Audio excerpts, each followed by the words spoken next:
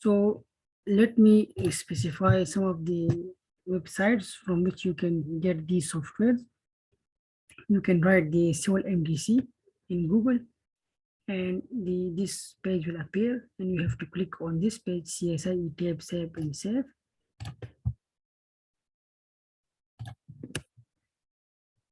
And from here you can download your desired softwares. If you're interested in the CSI Bridge, this is the SAP 2000. This is the ETABS latest version, if you want to use that.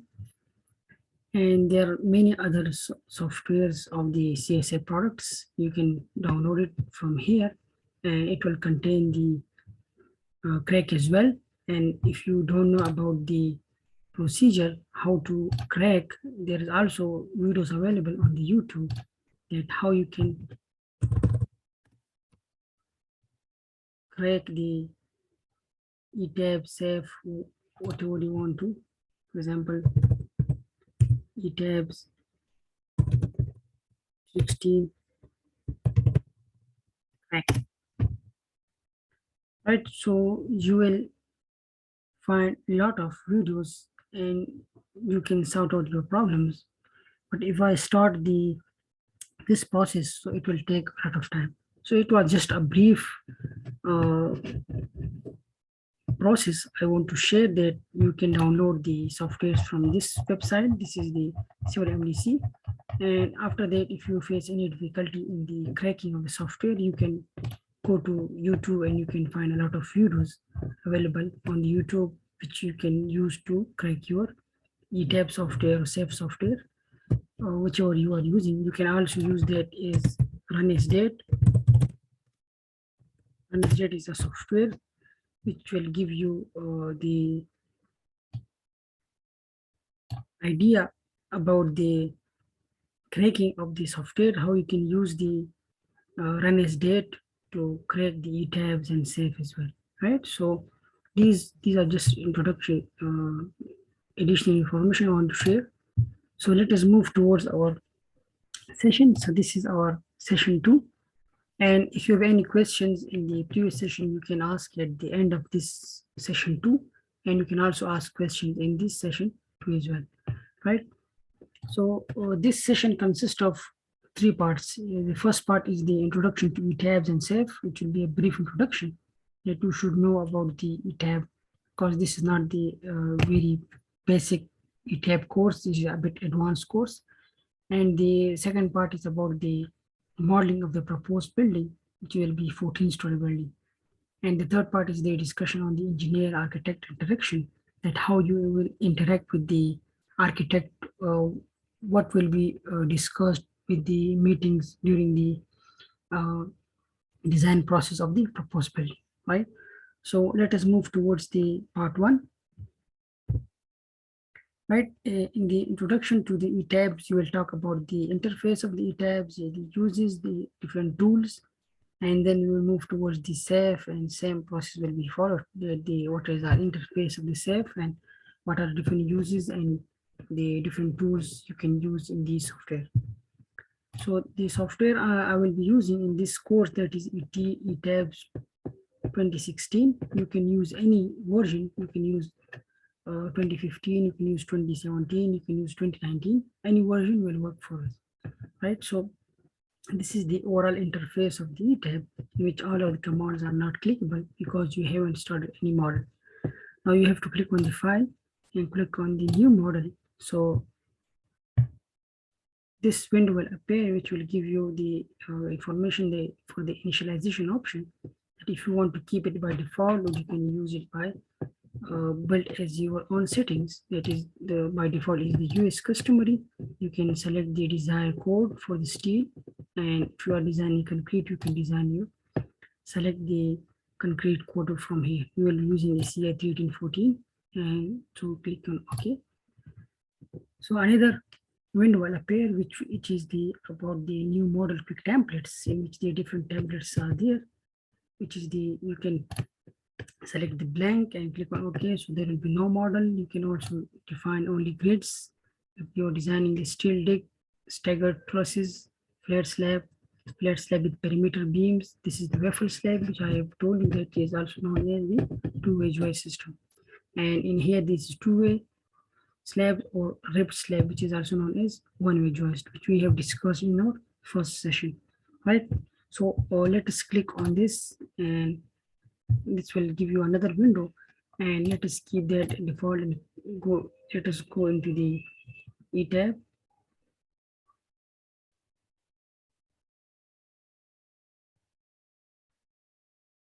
Right, so now you can see the all different options are now clickable. You can use any of this command as per your requirement. And the first one is the file, in which you can find the new model, open, close, save as, export, import, and all other options. The next one is the edit, which you can edit the grid lines, you can edit the frame and shells, and you can play with these commands as per your requirement. The next one is the view. If you want, for example, if you want to view the rendered view, you can also go show the rendered view. Right, I'm not explaining all of these commands. I'm just giving you the idea and the important commands I will discuss, which we'll be using in this course, and I will use different commands to get the students familiar, and you can use this later on with the practice when you do at home. This is the important tab, which is the define, where we will define the material properties, section properties, and it consists of the frame section, tender section, which is the pre-stress concrete, and the slab section is wall section, and all of these. The next one is the spring properties. If you are designing any structure, it consists of the springs, diaphragms, piers, levels, and these are the load patterns, shell, uniform load sets, and all of these. I will assume that you know all of these, because I cannot explain it by one, but we will use all of these commands in our course, right? So this is the overall interface of the ETAB. If I go to the safe, so the safe interface is same as the ETAB, but there's a little bit difference. I'm using the safe version 12. You can also use safe version 2016 and 2020 as well. So again, you can select the desired code, and after that we have to select the type of slab or the footing for which you want to design. If it is the flat slab, flat slab with perimeter beams, two-way slab, mat, which is the raft, grids only, gaffel slab, two-way joist, one-way joist, which is also called the rib slab, single isolated footing, and the combined footing. Right, so let us select this gaffel slab and click on OK. So again, the different commands is now clickable, and these interfaces are the same as for the ETAB, but there is a new properties we have to define. For example, there's a property which is known as soil subway properties we have to define to represent the soil during the design of your raft or footings, right? And there is also, you can define the load patterns, load cases, same as the ETABs, right? I'm not going into very detail for the different use of different commands of the ETABs and SEP, because we will be using these commands time to time with the different sessions. Right, so this was the whole story about the brief introduction to the ETABs and SEP. You can find different views or videos on YouTube, and you can search it for the basic ideas of the different tools to be using the ETABs and SEP. But this is a bit advanced course, so we'll be not going into very detail of the different tools in the ETAB. Our focus will be the advanced designing of the high-rise building. So the second part is the modeling of the proposed footings to the building. There are different methods which you can use to model your proposed building. The first method is the direct importation of the grid lines or the columns from the CAD file, right? For this, I have given this brief procedure for which you will follow, and you will do this in a while. That first of all, you have to draw grid lines in CAD file or columns at the desired location, or you will get the already drawn grid lines from the architect, right? The second part is the give proper layer name to the grid or columns, which you will be importing to the ETABs. And the third one is to save it as a DXF file and remove all the remaining items, right? So let us do that, and then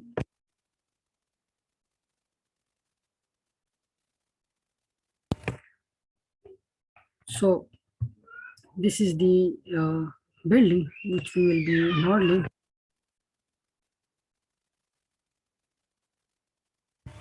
Right, so this is the 14-story building in which we have the basement plan, in which we have the ramp, we have lift at this corner and lift at this corner, and we have the columns. The size of the column is 2 feet, which is 24 feet, 24 inches cross 24 inches, right?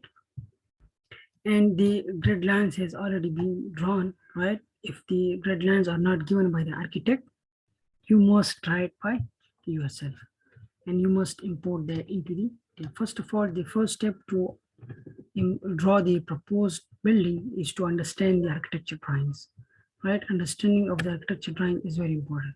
If you misses something, so it will cause a very big problem in the future or during the execution of the building in the field, right? So this is the basement plan in which we have this ramp and we have this retaining wall. This is the RC retaining wall. The next one is the ground floor, in which we have, again, this is the ramp portion, which will you can see if you cut out the ground floor at the lintel level, right? And again, we have this lifts at this, and these are the stairs, right? So we have the shops at the ground floor, and we have the parking at the basement level, right? So this is the ground floor in which we have the shops. You must read out these drawings very carefully. And the next one is the first floor. Again, the occupation of the building is again commercial, which is these are the shops. And the second floor, top floor, we have these offices. This is the commercial building in which you have to apply different loads, because the as per the code, the loads for the offices is different as compared to the loads for the shops and residential buildings, right? So this is how you will read out the architectural drawings, and you must understand it very and read out it very carefully in order to draw the proposed building model in ETABS very carefully. And this is the rooftop, in which we have this, there's a mounting, two mountings, and there's a overhead water tank, right? So you must draw all of these very carefully. So this was the understanding of the plans. The section has been taken. This is the section A.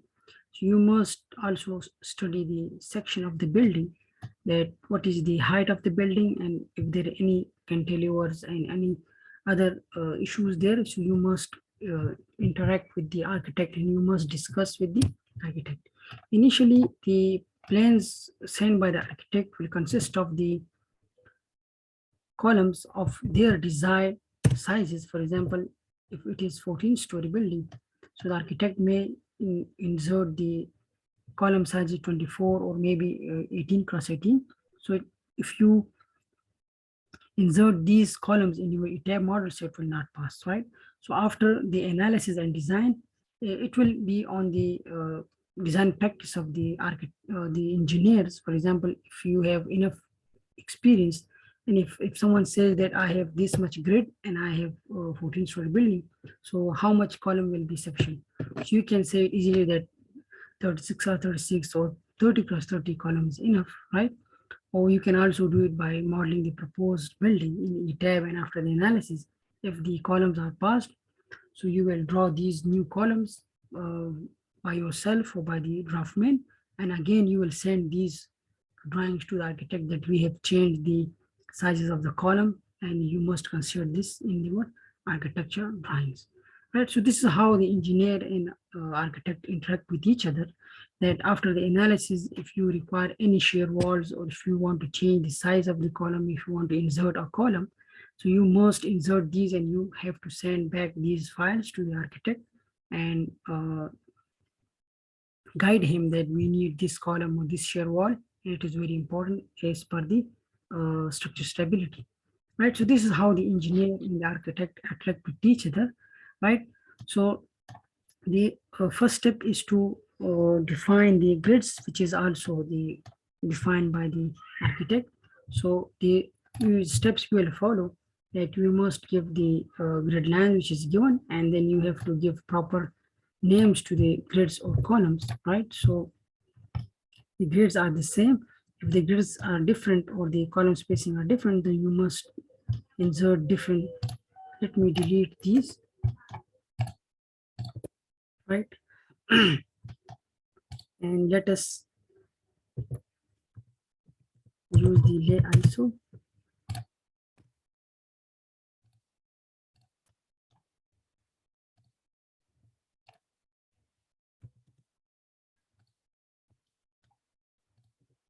And let us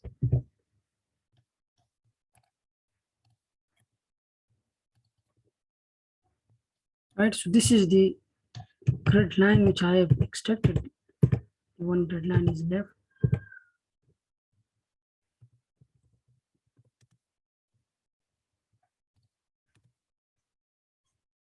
Right. So we have to select all of these in order to import these grid lines into the ETAB.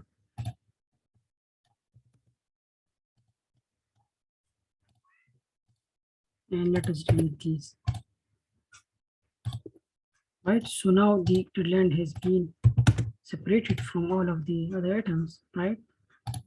And the name of this layer, as you can see, is G, right? And the next step is to save it. If there is any other file, you will have to also delete these. You have to zoom.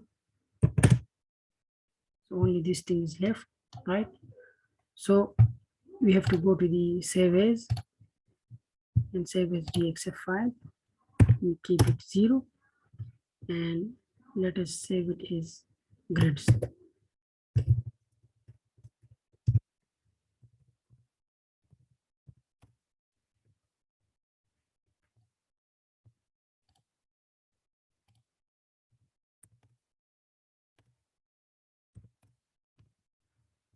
Right, so this is how it is done. Now the next step is to go to the ETAB and keep this as default, and you can write the number of the stories, which is the 14 stories, and the height of the story was 11, and you will confirm these height from the section of the proposed building, and you keep that as blank, and click on OK. Right, so there's no grid line or there is no proposed building. You must go to the plan, which is story 1, and go to the file, import, and click on this DXF architecture plan, and you must go to the folder which we have saved this, which is the grids. Click on OK, and you have to select the story in which you have the shown the plan. I have the plan view is story 1, so you must select story 1 and you click on OK.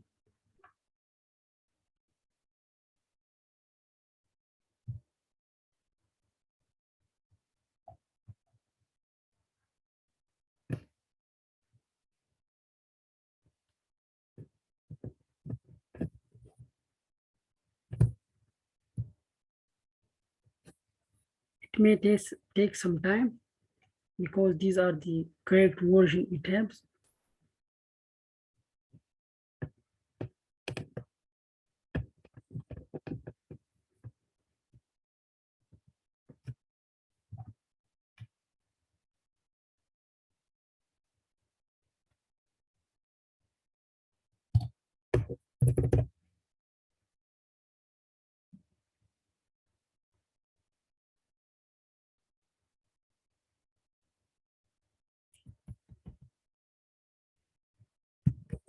So let us end this. Don't know why it's not working.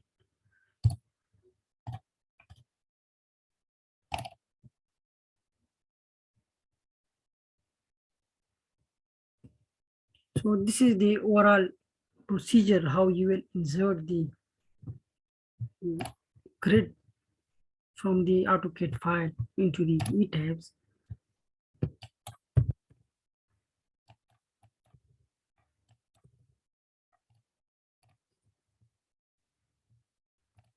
Again, let us try import this architecture plan.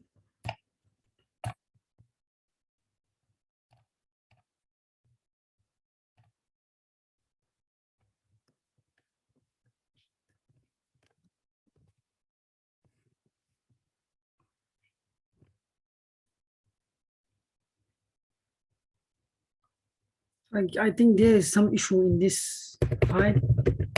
Let me resolve this issue.